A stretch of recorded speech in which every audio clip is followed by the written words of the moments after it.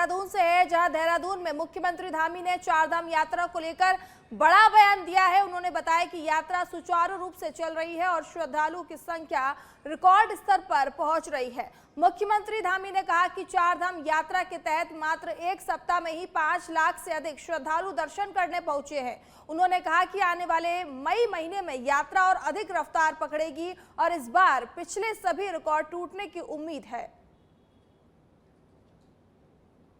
तो इसी के साथ उन्होंने दावा किया कि डबल इंजन सरकार भी बनेगी। पश्चिम बंगाल चुनाव पर भी सीएम धामी का बयान सामने आया है। उन्होंने कहा कि इस बार पश्चिम बंगाल में डबल इंजन की सरकार बनेगी। साथ ही साथ चारधाम यात्रा को भी कहा कि इस बार रिकॉर्ड तोड़ श्रद्धालु वहां पहुंचेंगे।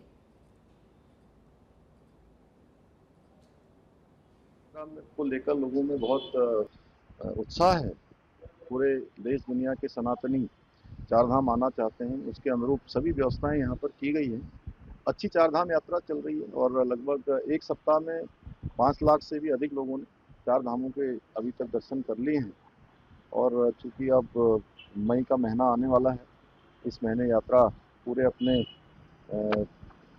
फुल स्विंग में होगी, तो हमारा सभी प्रयास है सभी यात्री यहाँ से एक अच्छा अनुभव लेकर देखें। पुष्कर सिंह धामी ने पश्चिम बंगाल के चुनावी माहौल को लेकर बड़ा राजनीतिक बयान दिया है। उन्होंने कहा कि राज्य में मौजूदा सरकार के खिलाफ जन आक्रोश दिखाई दे रहा है और बदलाव की लहर स्पष्ट है। सीएम धामी ने कहा कि एग्जिट पोल के रुझान भी इसी दिशा की ओर इशारा कर रहे हैं, जिससे आगामी परिणामों को लेकर राजनीतिक हलचल तेज हो गई है। उन्होंने विश्वास जताया है कि वास्तविक मतगणना के बाद पश्चिम बंगाल में डबल इंजन सरकार बनने की संभावना है। मुख्यमंत्री ने कहा कि देश भर में जहां जहां चुनाव हो रहे हैं, वहां लोग केंद्र और राज्य में एक ही दल की सरकार को प्राथमिकता दे रहे हैं, जिससे विकास कार्यों में तेजी आती है। उन्होंने पश्चिम बंगाल की मौजूदा व्यवस्था पर सवाल उठाते हुए कहा कि वहां कानून व्यवस्था की स्थिति कमजोर हुई है और विकास कार्य लंबे समय से प्रभावित है। साथ ही युवाओं को रोजगार और गरीबों को योजनाओं का पूरा लाभ नहीं मिल पा रहा है।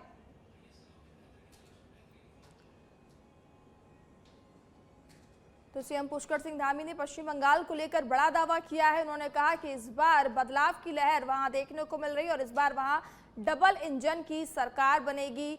साथ ही साथ ये भी कहा कि डबल इंजन की सरकार बनने से विकास कार्यों में तेजी आती है, इससे लोगों को भी फायदा मिलता है और इस बार बदलाव की लहर साफ साफ देखने को मिल रही है। चारधाम यात्रा को लेकर लोगों में बहुत उत्साह है। पूरे देश दुनिया के सनातनी चारधाम आना चाहते हैं, उसके अनुरूप सभी व्यवस्थाएं यहाँ पर की गई हैं। अच्छी चारधाम यात्रा चल रही है और लगभग एक सप्ताह में 5 लाख से भी अधिक लोगों ने चार धामों के अभी तक दर्शन कर लिए हैं। और चूंकि अब मई का महीना आने वाला है, इस महीने यात्रा पूरे फुल स्विंग में होगी, तो हमारा सभी प्रयास है सभी यात्री यहाँ से एक अच्छा अनुभव लेकर देखिए। चारधाम यात्रा को लेकर लोगों में देहरादून में राज्य स्तरीय एनकोट की 11वीं बैठक आयोजित की गई। बैठक की अध्यक्षता मुख्य सचिव आनंद बर्धन ने की, जिसमें राज्य में नशीले पदार्थों की तस्करी और अवैध कारोबार पर रोक लगाने को लेकर सख्त निर्देश जारी किए गए हैं। सचिवालय में आयोजित इस बैठक में ड्रग्स के खिलाफ चल रहे अभियान की समीक्षा की गई। मुख्य सचिव ने जिलाधिकारियों और पुलिस अधीक्षकों से जनपदों की स्थिति की जानकारी ली और एनकोट बैठकों को नियमित समय पर आयोजित करने के निर्देश दिए। उन्होंने अगले 15 दिनों के भीतर राज्य और जिला स्तर पर एक वर्ष का विस्तृत रोड मैप तैयार करने को कहा, जिसमें एनफोर्समेंट और रिहैबिलिटेशन दोनों पहलुओं को शामिल किया जाएगा। मुख्य सचिव ने स्पष्ट निर्देश दिए कि मादक पदार्थों से जुड़े सभी मामलों की शीघ्र निस्तारण किया जाए और बड़े मामलों में लगातार फॉलोअप सुनिश्चित किया जाए, ताकि सप्लाई चेन को पूरी तरह से तोड़ा जा सके।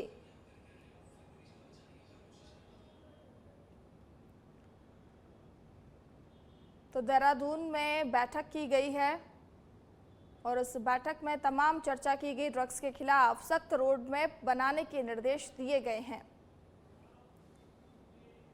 देहरादून में सनसनीखेज वारदात सामने आई है, जहां लूट की घटना के बाद पुलिस और बदमाशों के बीच मुठभेड़ हो गई है।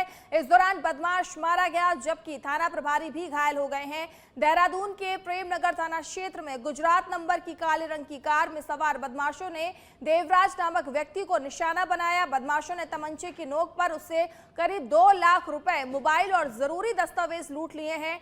विरोध करने पर बदमाशों ने देवराज को गोली मार दी। घटना की सूचना मिलते ही प्रभारी निरीक्षक नरेश राठौड़ पुलिस की टीम के साथ मौके पर पहुंचे और बदमाशों का पीछा किया। जंगल क्षेत्र के पास बदमाशों ने पुलिस टीम पर फायरिंग शुरू कर दी, जिसमें एसएचओ नरेश राठौड़ घायल हो गए।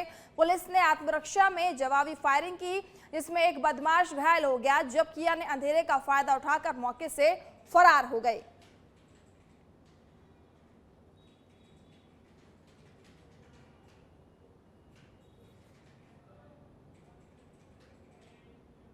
हरिद्वार में आयोजित जिला योजना समिति की बैठक में उस समय तीखा टकराव देखने को मिला, जब कैबिनेट मंत्री सतपाल महाराज के सभागार में पहुंचने की विपक्षी विधायकों ने विरोध कर मोर्चा खोल दिया। कांग्रेस और बसपा के विधायकों ने टेबल पर रखी बुकलेट उठाकर फेंक दी और जमकर नारेबाजी की और पूरे परिसर में धामी सरकार मुर्दाबाद के नारे गूंजते रहे, जिससे कुछ समय के लिए माहौल तनावपूर्ण हो गया। कांग्रेस विधायक अनुपमा रावत, रवि बहादुर और बसपा विधायक शहजाद अली समेत कई जनप्रतिनिधियों ने बैठक की प्रक्रिया पर गंभीर सवाल उठाए। उन्होंने आरोप लगाया कि ये बैठक जनहित से भटककर ठेकेदारों के हितों तक सीमित हो गई है और विकास योजनाओं में पारदर्शिता की कमी है। साथ ही ये भी कहा कि स्थानीय जनप्रतिनिधियों की राय को नजरअंदाज किया जा रहा है। बसपा विधायकों ने भी कांग्रेस का समर्थन करते हुए बैठक की कार्यप्रणाली को गलत बताया। हंगामे के चलते कुछ समय के लिए बैठक की कार्यवाही प्रभावित रही और प्रशासनिक अधिकारियों को स्थिति संभालने में काफी मशक्कत करनी पड़ी। 2 या 3 सड़कें देकर ये अपना पल्ला इन्होंने झाड़ दिया। स्वास्थ्य की समस्या थी, शिक्षा की थी, हमसे खेल का मैदान के लिए गए और इतने कॉल्स क्यों कर रहे थे? ये हमारा समय क्यों बर्बाद कर रहे थे? इसका प्रस्ताव दीजिए, उसका दीजिए, प्रायोरिटी दीजिए।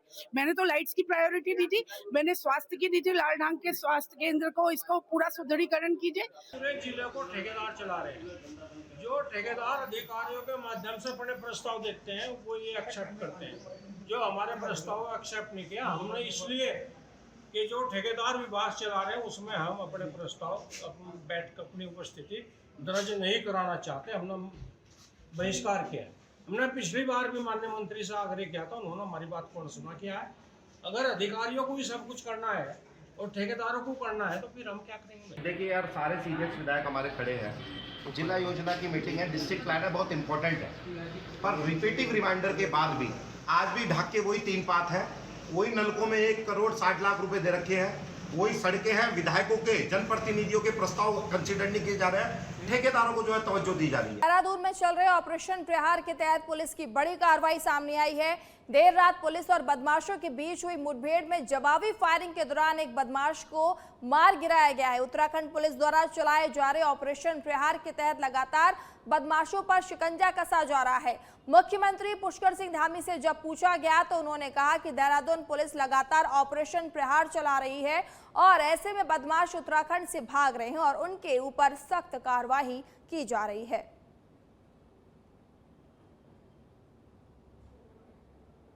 और देखिए, हर बार यात्रा में संख्या बढ़ी है आने वाले श्रद्धालुओं की, तीर्थ यात्रियों की, भक्तगणों की। तो इस बार जो शुरुआती जिस प्रकार का आंकड़े आए हैं उससे लगता है कि एक बड़ा रिकॉर्ड इस बार। सर, अपराधियों को मुंहतोड़ जवाब दिया जा रहा है। 14 साल बाद एक कृषि अधिकारी के बेटे के हत्या में शामिल बड़ा बदमाश मार गिराया गया। क्या ये बड़ा मैसेज है कि उत्तराखंड की ओर अगर आएंगे तो? बिल्कुल। देखिए, हमने ऑपरेशन प्रहार शुरू किया था और उसी का परिणाम आने लगा है। अपराधी यहाँ से भाग रहे हैं या जो अपराधी हैं उनके खिलाफ सख्त कार्रवाई की जा रही है। इसको और तेजी से चलाया जाएगा। आम जनमानस अंदर किसी प्रकार का भी कोई भय का वातावरण न रहे, ये पूरी तरह से अपराध मुक्त उत्तराखंड हो। देखिए, हर बार उत्तराखंड के सहसपुर क्षेत्र में दोस्ती दुश्मनी में बदल गई, जहां व्हाट्सएप पर हुई कहासुनी ने हिंसक रूप ले लिया। दो गुटों के बीच हुए इस विवाद में चाकू से हमला किया गया, जिसमें 3 युवक गंभीर रूप से घायल हो गए। पुलिस ने इस मामले में 5 आरोपियों को गिरफ्तार कर लिया है, जबकि 26 अप्रैल की शाम शीतला नदी पुल के पास कार सवार युवकों को रोककर उन पर लाठी डंडों और धारदार हथियारों से हमला किया गया। इस हमले में 3 युवक गंभीर रूप से घायल हुए हैं, जिनमें एक के सिर पर चाकू से वार किया गया। घटना का वीडियो सोशल मीडिया पर वायरल होने के बाद पुलिस सक्रिय हुई और वरिष्ठ अधिकारियों के निर्देश पर टीम गठित कर 28 अप्रैल को 5 आरोपियों को गिरफ्तार कर लिया गया। पुलिस ने आरोपियों की निशानदेही पर वारदात में इस्तेमाल चाकू भी बरामद कर लिया है। जांच में सामने आया कि आरोपी और घायल पहले आपस में दोस्त थे, लेकिन व्हाट्सएप ग्रुप में हुई कहासुनी के बाद दोनों गुटों में विवाद बढ़ गया। धमकी भरे मैसेज और ऑडियो के बाद यह विवाद खूनी झड़प में तब्दील हो गया। गिरफ्तार आरोपियों में मनजीत सिंह, पीयूष विकास उर्फ विक्की, सूरज और अर्जुन सिंह शामिल हैं। सभी को कोर्ट में पेश किया जा रहा है।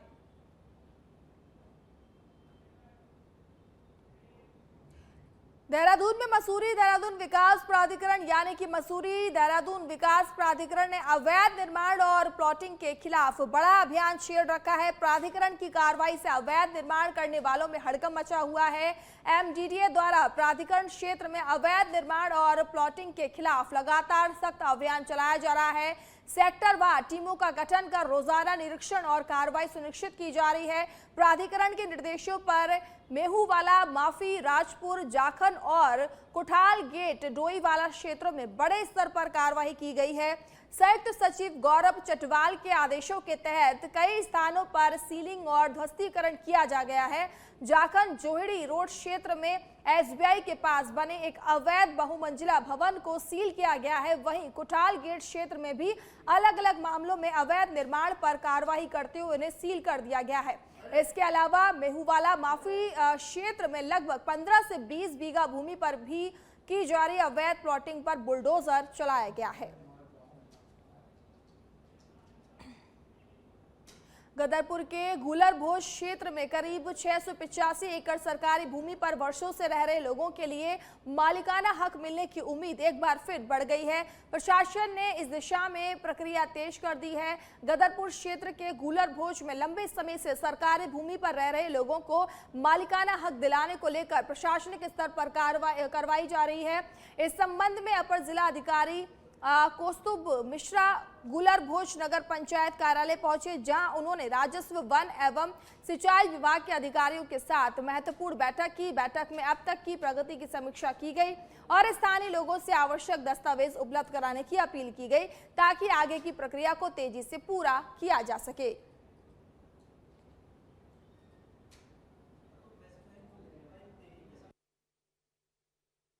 इसमें कोपा और 1-2 गांव और है यहाँ पे। ये बहुत ही महत्वपूर्ण विषय है। यहाँ पे खासकर जब हरिपुरा जलाशय बना था तो उससे कुछ लोगों को विस्थापित किया गया था। उस विस्थापन के क्रम में कुछ भूमि जो फॉरेस्ट की थी और उसके रिकॉर्ड में दर्ज नहीं हो पाई थी, उसी को लेके ये प्रकरण चल रहा है।